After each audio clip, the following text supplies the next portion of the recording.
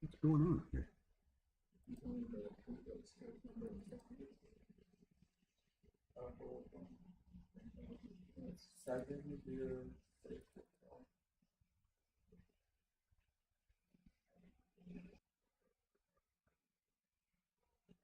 Okay, trying to load this thing. I've never had this happen.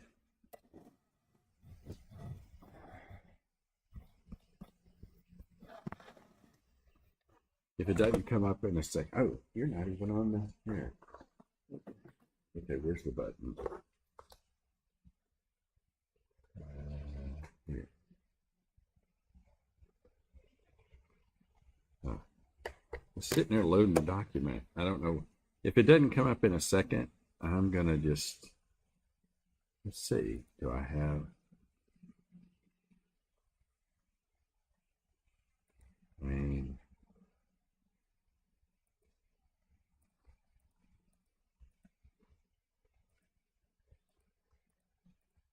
if not, I may. Let's see. I may just make a problem in here. I don't know what's going on here, so I'm just going to switch over.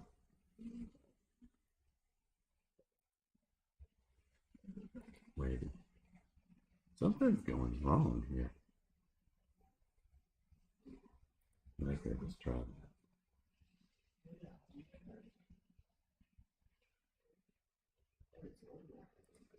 So I'm going to just make a problem here. Well, was there not a? Okay, hang on.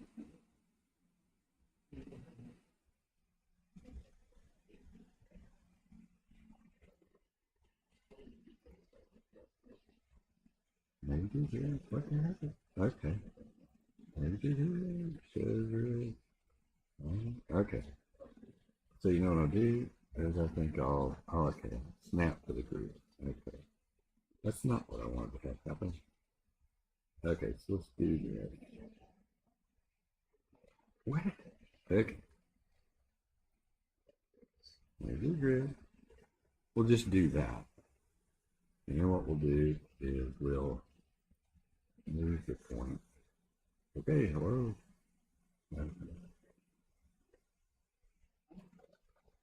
Okay, I don't know where. Let's look at the point A. Okay, I'm gonna make it. So I'm sorry the thing won't load, but I'm gonna go up here. 4 and 4. And I'm gonna do another thing from a segment from say here to just there.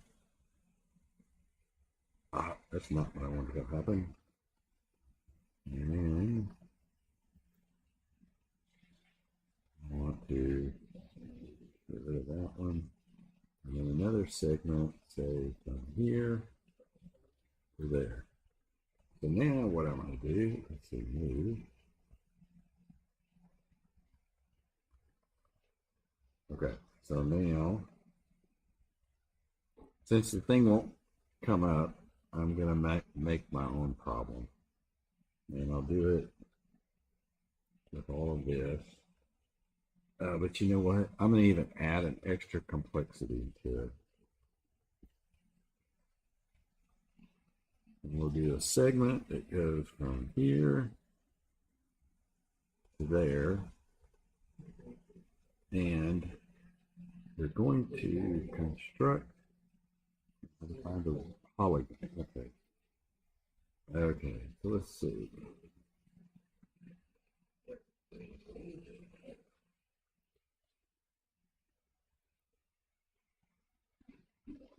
Okay. So here's my piston. Uh-oh. Let me get rid of that. But I don't like the fact that, yeah, we'll make the piston be, sorry for the delay. There's my piston going left and right. Now, back here. Oh, wait. Let's go to move. There we go.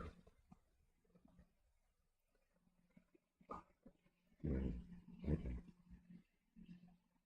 So there's my problem. Now I need to go back and copy my problem.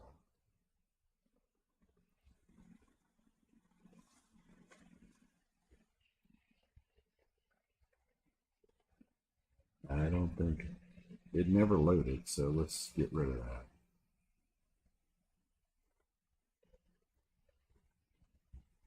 So I actually have this geometry in there. Ooh, I hope I have the pen. Otherwise, I'm dead in the water.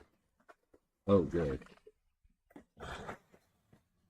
Okay, so what I'm going to do is go from the beginning to the end in a problem. That's the reason I decided to use this, is because if I run short on time, this will be the last thing I do in this section, in this chapter. But if I run short on time, I can pick it up and we'll complete this through the week. So the location of A, matter of fact, let me do this. I can go in. I didn't want to do that. I wanted to do this. A, point A is at 0, 0, 4, 4. So A is at 0, 0. B is at 4, 4. C is at location 10, 2.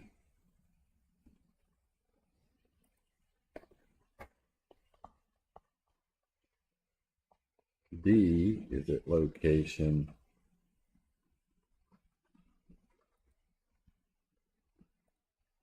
8, minus 2.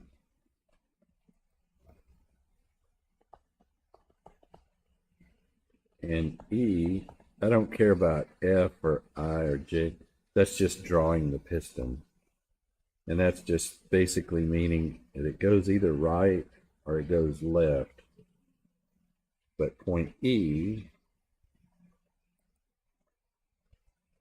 is at 16, minus 2.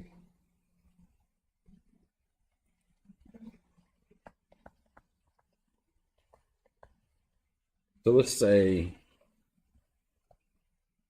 this thing is pinned.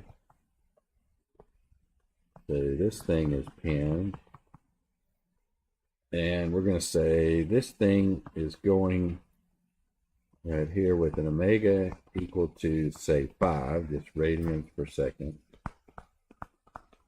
And alpha is equal to 2 radians per second squared.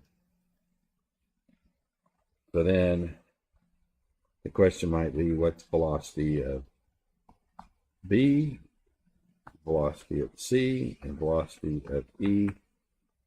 And along the way, you're going to have to find omega BC, omega CB, and omega CE. So there's a lot to find, But given that, we'll also ask for what the acceleration of B, acceleration of C, and the acceleration of E. And shoot, we might as well ask this. What's alpha BC, alpha CD, and alpha CE. So there's a lot to do. So first thing, the easiest and quickest thing is to look at this from a perspective of instant center. So what I'll do is I'll slide over here and I'll say everything to the right here is going to be instant centers. And I'm going to go back to the drawing, and I think you can save these. How do you save these? Do y'all know how to do that? Save, there you go. Accounts. I guess I have to have an account. Can I not just save? I'll worry about saving it in a minute. Oh. It says export. So save. Oh, it just, okay, so it downloaded it. That's fine. So now I'm going to go in and I'm going to do something interesting. So first thing I'm going to do on this is I'm going to find, so each one of these, so this link here, pretty easy to find the instant center. It's right there. This link right here, pretty easy. It's the instant center's right there. So what we have to focus on, find the instant center of this one and this one. And so let's go to the picture, and we're going to make moderately quick work of it because, let's see, where'd the mouse go? There it is.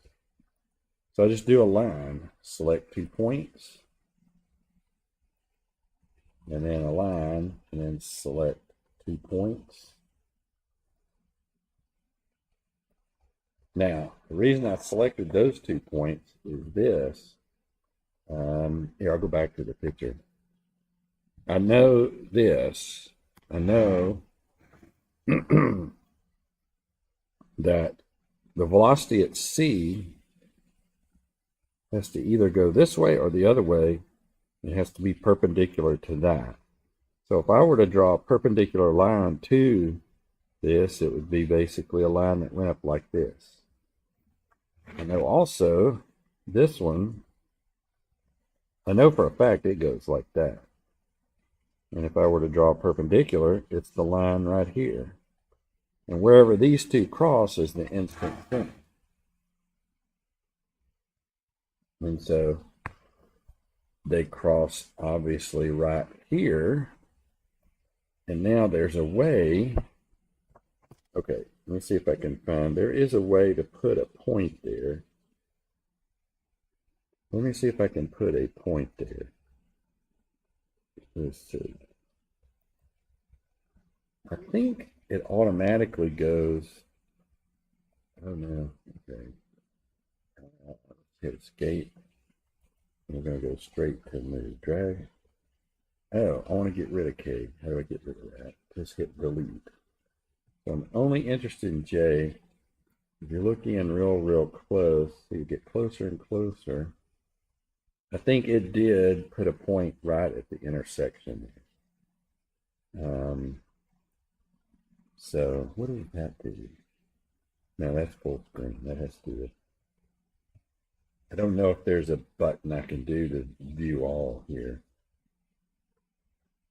So then the question is, what's the distance or dimension? Tell you what, let's do this.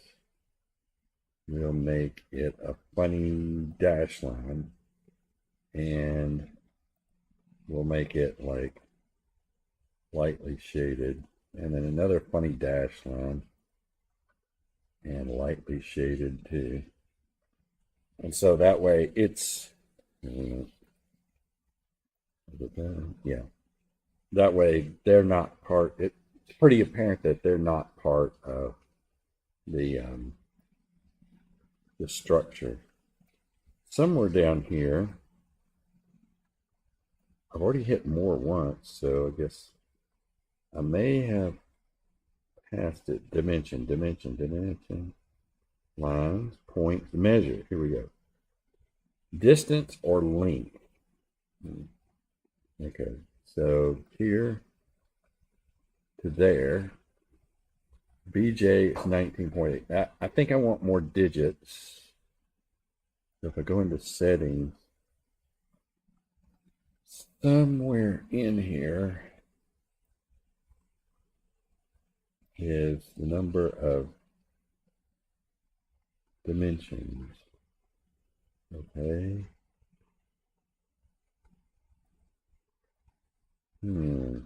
Somehow you can get more dimensions on this.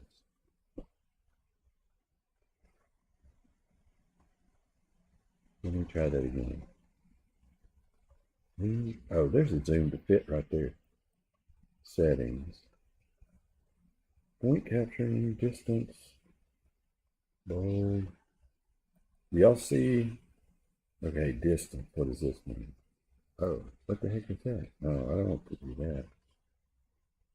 Text, label, cross. Do you see something? I've done this before. I want more digits out of that. Global. Ooh, there it is. 5 decimals. Ah, there we go. So I'm going to hit the distance from C to J. And I've got both of those, although they're kind of in the way of each other. So if I look back at the picture, well, now I need to get the picture. Okay, so let me get this picture right here.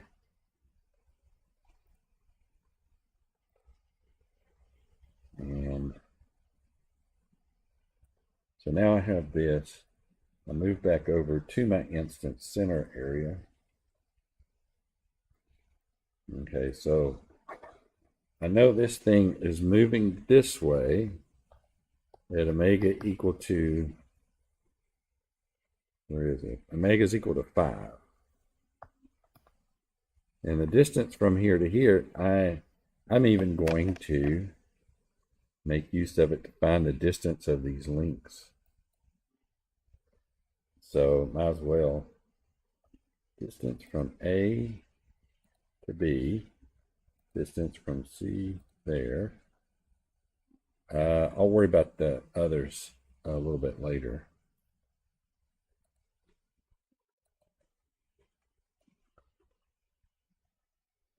See, so ordinarily I would use trig to do that, but let's get rid of that picture. I want the new one with the dimensions all over it. Now, here's my omega. So that means that this velocity is equal to omega r, which is equal to 5 times 5.65685. And so since I have this up,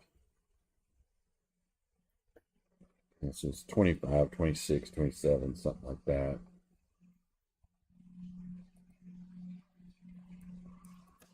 $5.65 685 gives you 28.28. 28.28. That's velocity of B. So, and it's heading off in this direction. So now, if the velocity B is common to both this link and that link. So then the question is, what is the omega BC? So now in your mind, you erase this link, and of course that, and you have the velocities going like this, and there is, now it's like a triangle sitting here, in which it's pinned here, and it's rotating with this omega. And if that's the case, then the velocity of B is still 28.28. but it's equal to omega BC because it sits on B times the R there. So I guess I'll just say RBJ.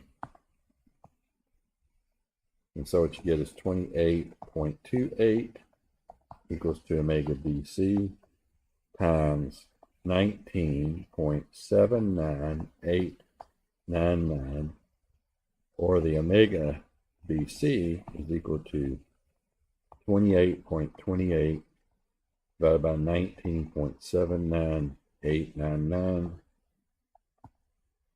or slightly larger than 1, I guess. 28.28 divided by 19.79899, 1.4284, I believe. Yeah, so that's omega BC. Now, if you roll down into this second link, you know that its velocity is heading off in this direction. It's perpendicular to that. It's perpendicular to this. So now the velocity of C is equal to this same omega, because it's on this link right here, this little triangular link, and it's the omega of BC times the R out there, which this R is going to be 17.88854. And so the velocity of C, because I'll take this, put it in here, and I'll get, hang on. Okay, so what I'll do is just list that as A, and I'll say that's the omega, A times 17.88854, 25.55. So you found the velocity of C. Now, you want to find the velocity of the piston, and you know the piston runs this way or it runs that way. Pretty sure it'll probably be running this way, but you don't even need to know that yet. So what I'll do now is I'll take another picture of this thing. I'll go back over to here. I will do my best to zoom in to a certain point. Then what I'm going to do is I'm going to do a vector. I guess it doesn't have to be a vector. It can be a segment. But it would be nice if they had a vector. Do they have a vector? I see lines. Oh, I see a vector. So if I'm sitting here at F and say I'm going that velocity, now I need to have a perpendicular to that. Let's make it go out to here. Oh, yeah. Let's do that again. Make it go all the way out here so I can click it. So that's the velocity vector that piston's supposed to go on. And somewhere buried down in here, there is a perpendicular drawing tool. Okay. If you see it and I don't, let me know. I roll down. There's the intersect. I should have used that intersect, but next time I'll do that. So I might be off a little bit, but I was thinking, did you see? Oh, perpendicular line.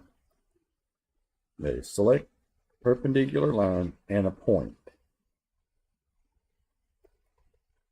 And a point. Okay. Now what I want to do, I want to make sure, I goofed that up. It did another one.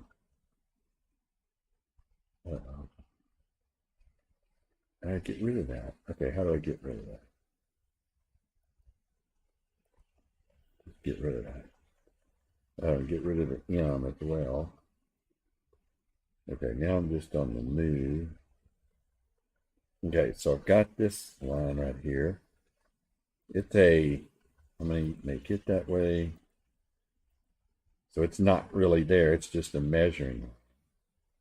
And this time, I think I better use the intersect. Okay, intersection. Select the intersection or two possible objects. So if I do that, and then do that, it sets a point at M. So somehow, let's see, how can you do this? Okay. So if I want to move this, can I move it?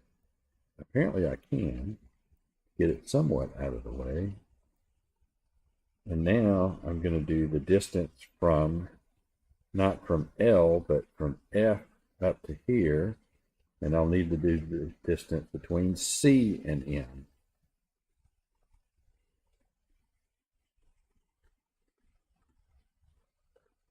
And did I go past it already?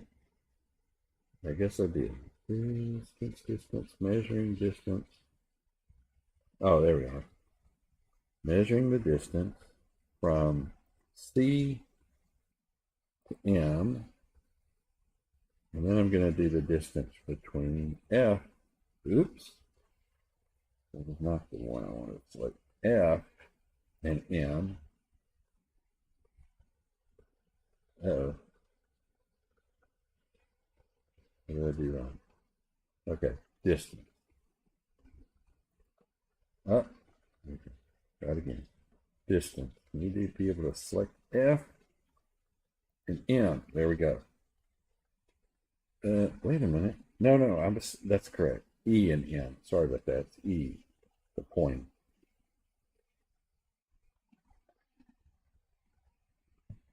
So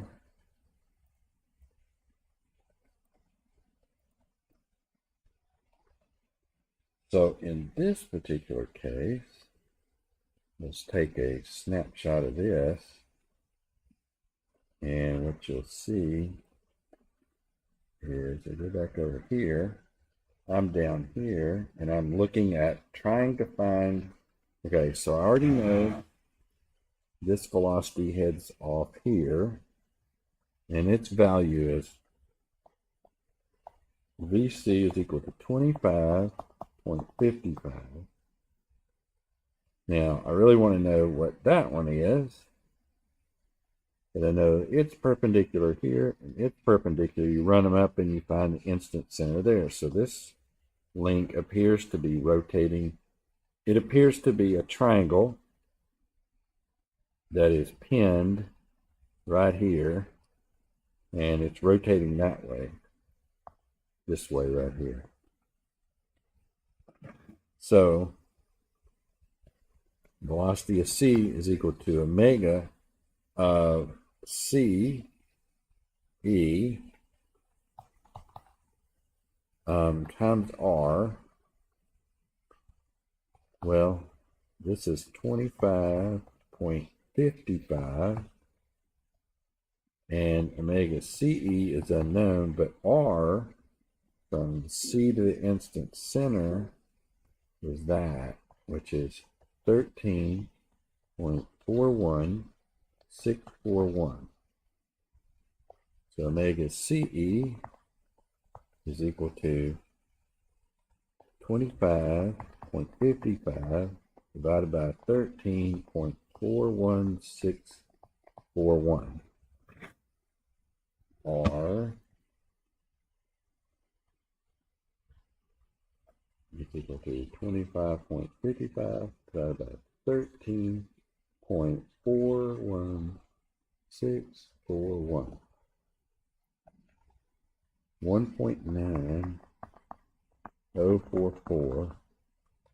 And that tells me I can run back down now and find that, because the velocity of the point E is equal to omega times R, which is equal to that omega 1.9044 times the r, which apparently is an integer of 16. I guess that makes sense. And 1, 4, 5, 6, 7, 8. That must be 2 in between each one of those. And so now I can just take the 1.944 times 16, and that gives me 30.470. So I get these numbers. Let's see. I get that. I get this one. And go back through here. And okay. I get this.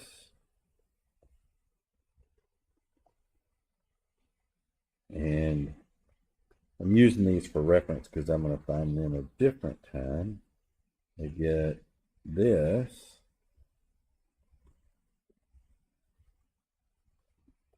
And so that's the velocities using an instant center type method.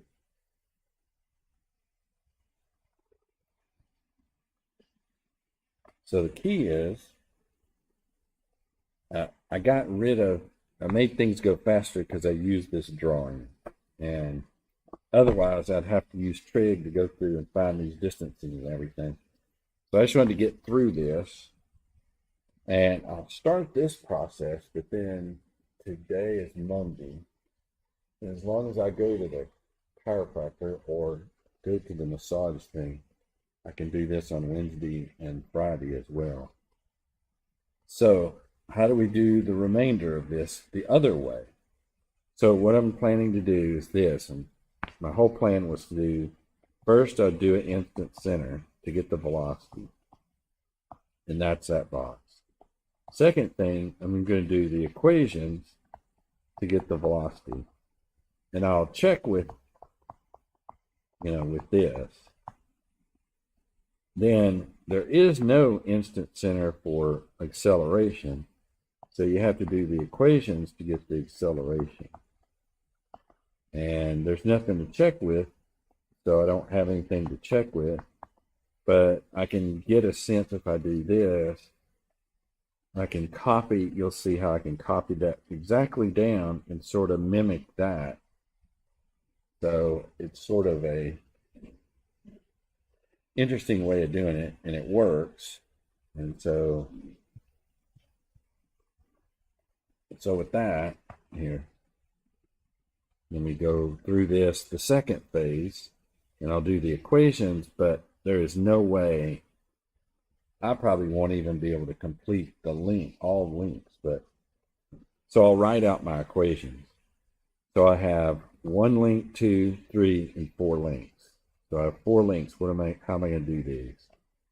Acceleration of B is equal to acceleration of B relative A, but this could be velocity. So let's do velocities first. Plus velocity of A. So that'll be link AB. I'll run down AB, but common to B is C. Velocity of C is equal to velocity of C relative to B plus the velocity of B. So this one is a link CB, and B is a pin on both of those. And then I've got to run down D and C. Velocity of C is equal to velocity of C relative to D plus the velocity of D. And so this is a link C and D, but common, there's a pin here that exists on this one and that one. And then finally, C and E. Velocity of C. So C, you can see it sits on this link, and that link. So it's pretty useful. Velocity of C relative to, what was it, E? E.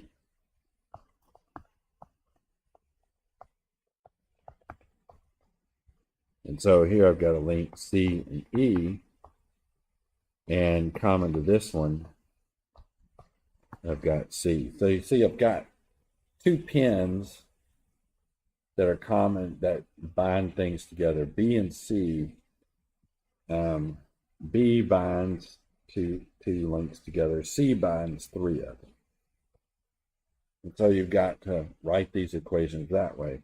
Likewise, if you copy these down and just out of curiosity, we'll do this, and I'll just do that so they change colors. And then nothing is different except the accelerations are written. The equation themselves are written the same way.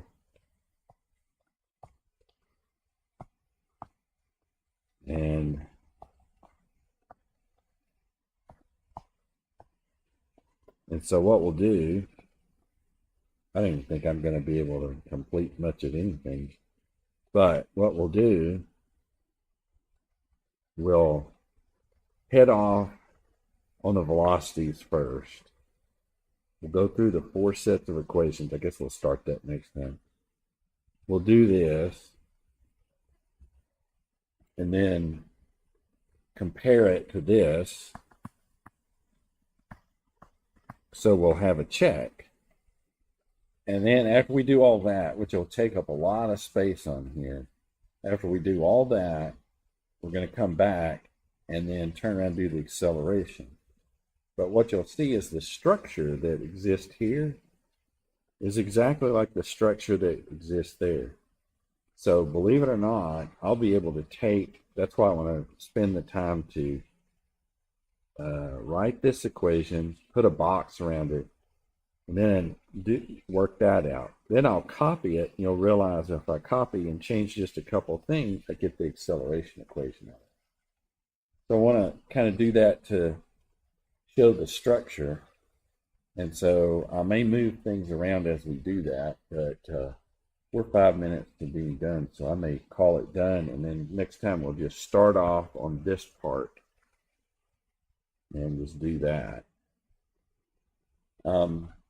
I may actually throw an assignment on this, and the reason being is because it turns out mechanisms is taught in the fall, next fall. Is anybody taking that?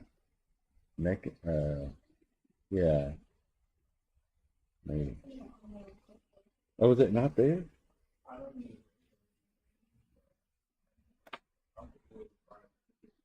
You're not required to, but I thought it was on the yeah, let's see if I can look this up. Okay, that's not wrong. Okay, I want to look at fall classes. Is there a way I can do that? I don't want to log in. It's like this on steroids. So, but it's done in a way that's more graphical. But maybe I'll course finder. You think that's it? I think uh, it would offer you a unique opportunity because, I mean, this is just my opinion. When you go and everybody looking around robots, oh, you got this robot and it runs around the floor and it picks up dust or it does some stupid crap like that. And that's great. But, and there seems to be just an overwhelming focus on that. But when you get into industry, they're more interested in a specific task. Like a bottler on a line. There's something that moves a part from here to there that does stuff. These are mechanisms that do that. So if you get really good at that, I mean, I've known several people that have come out of here, and essentially what they do is they get a job in that, and they go around and do lines, and they work they created their own company for a while, and then they both went to work for another company that did that. I don't know if they got bought out. I don't know what happened there. But there is an opportunity that is there if you know that material that isn't there if you don't know that material. So, and I do not know the corporate climate there. I know if they can't, usually if a company cannot find any applicant that knows how to do something, they need it to be done, they'll hire an engineer and they'll send them to classes.